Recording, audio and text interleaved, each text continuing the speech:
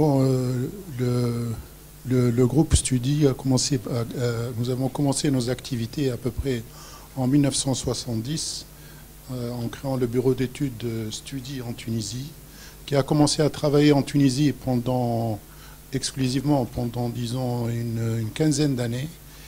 Et par la suite, nous avons commencé à exporter nos services en Afrique subsaharienne. Alors, qu'est-ce qui a engendré ce changement et cette orientation vers l'exportation? D'abord, les 15 premières années en Tunisie, c'était je peux considérer que ces 15 années de 70 à 85, c'était une période de développement exceptionnelle en Tunisie. Et il y a eu beaucoup de décisions gouvernementales qui ont encouragé le développement de l'ingénierie tunisienne. C'est là que nous avons fait notre expérience et nous avons acquis des références. De plus, nous avions rencontré au niveau de nos partenaires de l'administration beaucoup d'encouragement. Donc c'était une politique en Tunisie. Le premier aspect, c'était une politique d'encouragement de l'ingénierie tunisienne et de développement de l'ingénierie tunisienne. Disons qu'à partir des années 85, le marché était devenu un peu étroit pour nous et nous avons essayé d'exporter nos services. Et c'est tombé dans une bonne période parce qu'à cette époque, les bailleurs de fonds, tels que la Banque mondiale, la Banque africaine de développement, la BID, le Fonds kuwaitien, etc., qui donnaient exclusivement les missions d'études à des bureaux d'études d'origine, disons, européenne ou occidentale, ont commencé à encourager les bureaux d'études du Sud, tels que les bureaux d'études tunisiens. Donc, à partir de là, nous avons commencé à exporter nos services. Et il faut dire aussi que le développement de l'ingénierie tunisienne pendant les 15 années de 70 à 85 a engendré une très forte concurrence et une très grande baisse des prix. Donc, disons, le marché était devenu très réduit et nous avons cherché à s'exporter.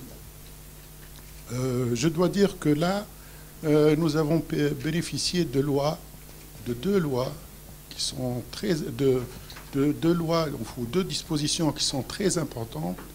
D'abord, c'est la loi d'exportation des services. Ça, je pense que c'était une décision fondamentale. La Tunisie a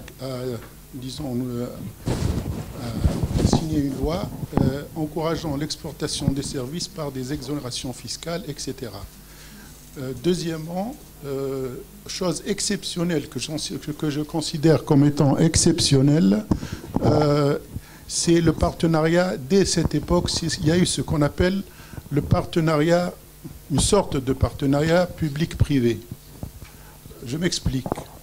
Il y a eu la création de l'agence de coopération technique d'abord qui était destinée à exporter des experts tunisiens.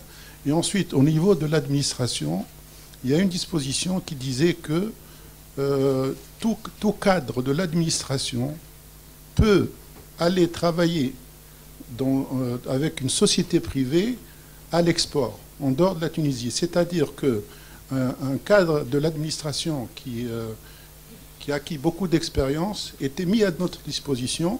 Bien sûr, c'est nous qui le rémunérons. Il est détaché, c'est un détachement, et il vient chez nous, il fait sa mission, qui peut durer des fois plusieurs années, et quand il rentre, il retourne en Tunisie, il retrouve son poste dans l'administration. Ça, c'était une disposition exceptionnelle, parce que, comme vous le savez, les organisations telles que nous, les bureaux d'études... Ça se fait plus, c'est Mohamed? Là, ça continue. Ça continue. Non, ça continue.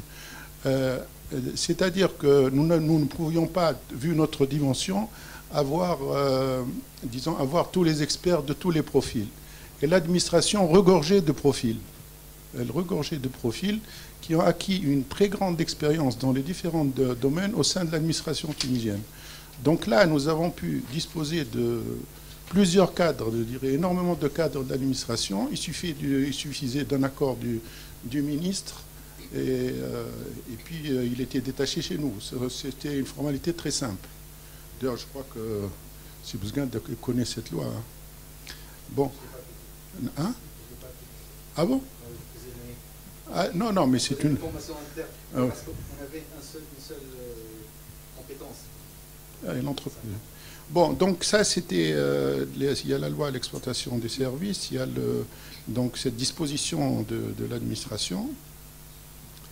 Et ceci nous a permis, donc, parce que vous savez que dans notre métier, quand vous faites une offre, on vous demande des cadres ayant de l'expérience. Si vous placez, on vous demande un CV d'un ingénieur de 15 à 20 ans. Si vous proposez un ingénieur de 5 ans ou 2 ans, ça ne passe pas. Donc, ça nous a beaucoup aidé.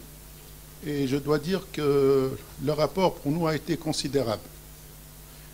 Donc, ça c'était très important. Alors, maintenant,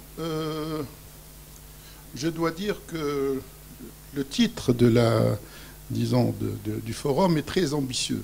Il parle de stratégie d'intégration. Il est très ambitieux. Disons, pourrait commencer par une première étape qui est un rapprochement, une coopération, etc. Mais le titre, disons, c'est bien, c'est volontariste, c'est très ambitieux. Alors, en ce qui concerne, donc nous, depuis cette époque, nous avons développé dans notre activité dans à peu près 40 pays africains, de l'Afrique subsaharienne. On peut dire que nous travaillons dans 35 pays francophones et 5 pays anglophones. Un pays de langue lusophone qui est le Mozambique. Donc nous sommes arrivés à développer beaucoup nos activités. Alors notre domaine, évidemment, c'est l'infrastructure, le bâtiment, et les études économiques et stratégiques et l'informatique. Donc c'est tout un ensemble d'activités pluridisciplinaires. سي محمد pour le développement خاطر استنيت بعض الاشياء mais bien sûr ماكش تقول لي انا حاب نقوله. Voilà, est-ce que vous étiez confronté à quelques problèmes? Quels étaient les freins à votre développement sur notre continent, sur le continent africain? Parfois il y a d'autres cabinets, peut-être pas le vôtre, mais qui pour se développer, ils avaient besoin aussi de ressources, ils avaient besoin d'argent, de virer de l'argent. Parfois ça bloquait même au niveau de la Banque centrale. Quels étaient les freins à votre développement? Bon, les freins, disons que, bon, je ne sais pas si le sujet de la Banque centrale fait partie de cette commission. J'ai pris un exemple. Mais c'est un sujet très important. Donc, évidemment, nous nous sommes pliés à la législation d'échange. Alors, ce qu'il faut dire, c'est quand même quelque chose de très important, c'est que tout notre développement s'est fait sans aucune aide. Sans aucune aide, je dirais, disons, des pouvoirs publics. C'est-à-dire que ce que nous avons rencontré, je pense qu'on doit le dire, c'est qu'il n'y avait pas la volonté politique d'exporter, disons, d'exporter les services de l'export en Afrique subsaharienne de la part du gouvernement tunisien. Ça, c'est un élément très important. Et on peut dire que l'effort, nous l'avons fait par nous-mêmes, strictement par nous-mêmes. Nous avons donc, on peut dire qu'il n'y a pas une stratégie d'exportation en Afrique subsaharienne, une stratégie du gouvernement pour l'exportation en Afrique subsaharienne. Par exemple, il n'y a pas les lois, les accords bilatéraux entre la Tunisie et les pays, il y en a très peu, et je dois dire que les clauses principales qui sont les lois de non-double imposition, je crois qu'elles n'existent qu'avec 2 pays, le Sénégal et le Cameroun.